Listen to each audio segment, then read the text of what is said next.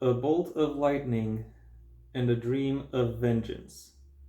For Wolf Demon Kari, these define her every waking moment. Her parents are dead, slaughtered by human hands, forcing their only daughter to masquerade among their killers to save her own skin. Now she dwells among them, hiding her lightning-based abilities and plotting a terrible revenge, believing her schemes are all she's good for now. But when she discovers unexpected solace among a group of humans who look past her monstrous nature, Kari finds herself questioning everything: her mission, her dreams, even the hatred festering in her heart. Is it possible for a creature like Kari to find happiness in a world that despises her? Or will the specters of her past force her down the path of vengeance in the end? Hello everyone, and welcome once again to the Heir's Lair.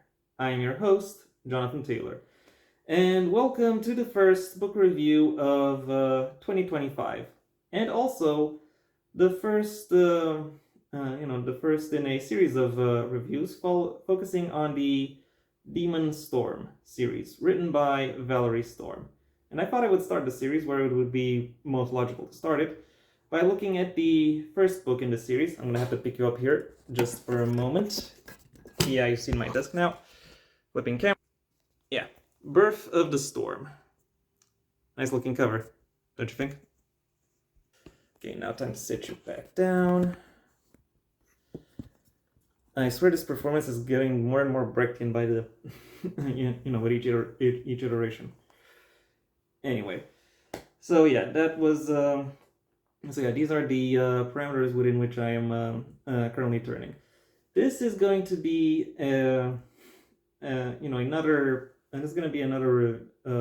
review of a debut by an author who claims to be intimately and thoroughly immersed within fantasy storytelling ever since her age first required 2 digits in order to be written.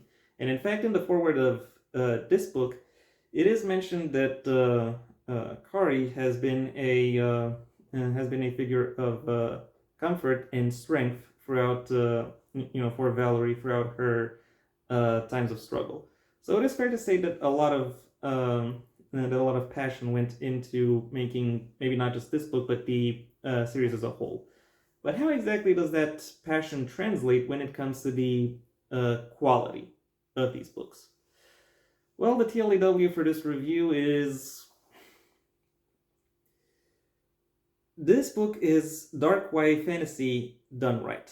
While the events that are described within it aren't particularly over the top, they are presented with a good degree of emphasis and attention and empathy, allowing everything that occurs within it to strike a good balance between gritty and approachable.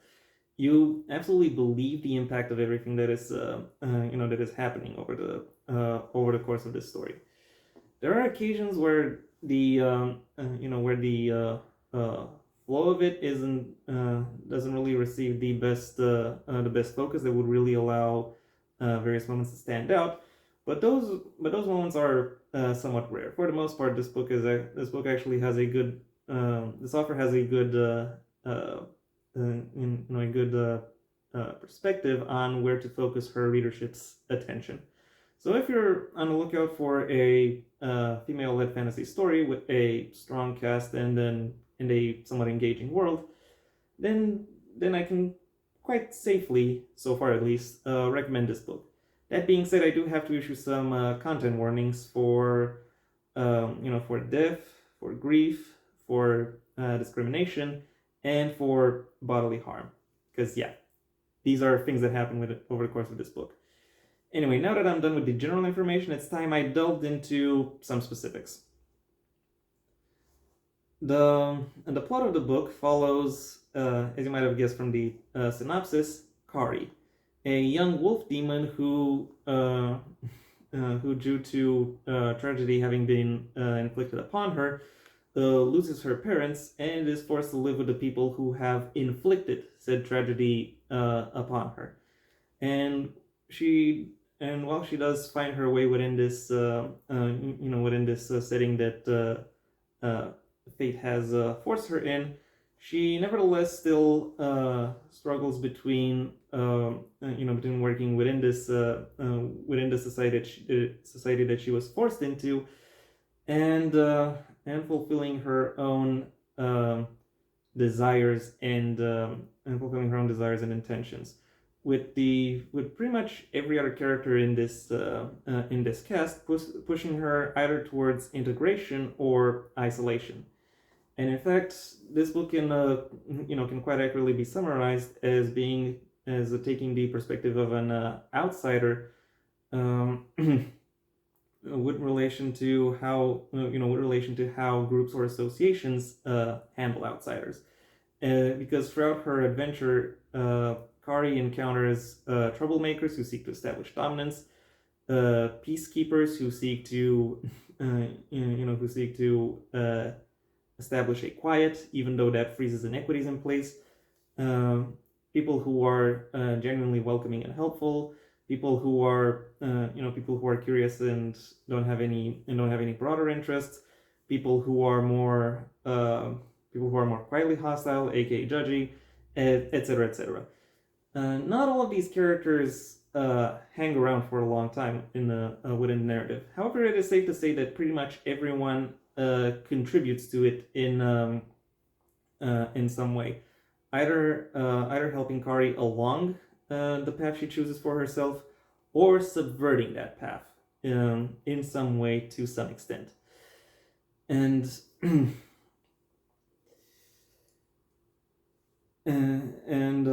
I think and it is through that this continuous push and pull that pretty much everyone gets to contribute in some way. Every action that every character or almost every action that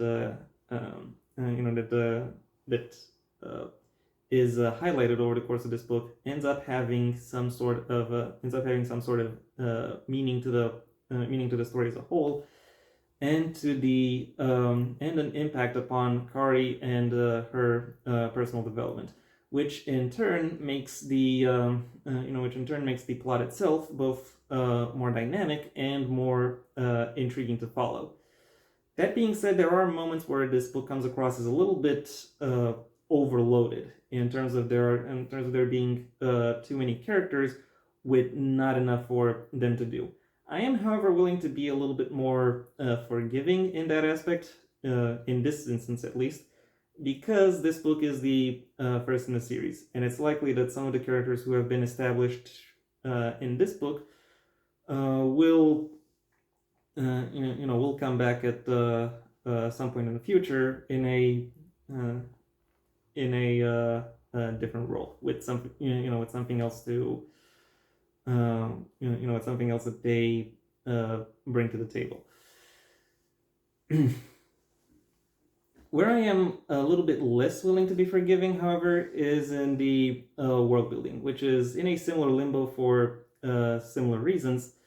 However, when it comes to characterization, that opens up new possibilities. In terms of the world building, I find that it leaves a lot of possibilities underdeveloped. The societies or social groups that Kari interacts with over the course of this book, to the extent to which she interacts with them, are given plausible or believable enough presentations, but they are still quite shallow, and they still only represent a small fraction of what's actually going on over the course of the story, particularly with regards to the supernatural aspects of this world. There is something akin to a magic system that is obviously present, and some of its limits are discussed, but not really in any detail. They are just presented, and because of that reason, the actual mechanisms of the the actual mechanisms of the of at least one conflict dimension, as well as the stakes of the story are are kept somewhat vague. Beyond Kari's physical survival and potentially her integration within any given group, there isn't really enough to really really get the to really keep the audience going within this narrative. Unfortunately, there are also some anachronisms that are present within this book, and I have to say that they unfortunately do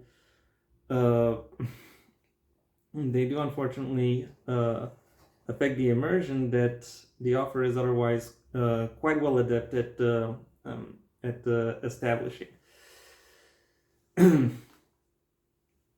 Still, even with all that, I do have to applaud the way the plot comes together, and how it is able to bring its readership along with all of the events it events it presents. And the ending of the book is, if nothing else, quite promising.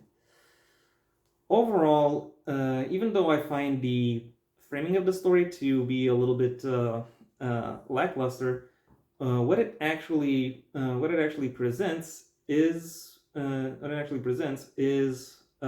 interesting in and of itself, and put together in a way that absolutely draws the attention and the attention of the audience, and makes them want to look for more, giving a good balance of both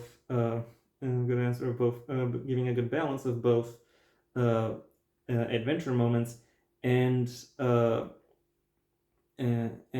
brushes with darkness. My final rating for Birth of the Storm is a 3 out of 5.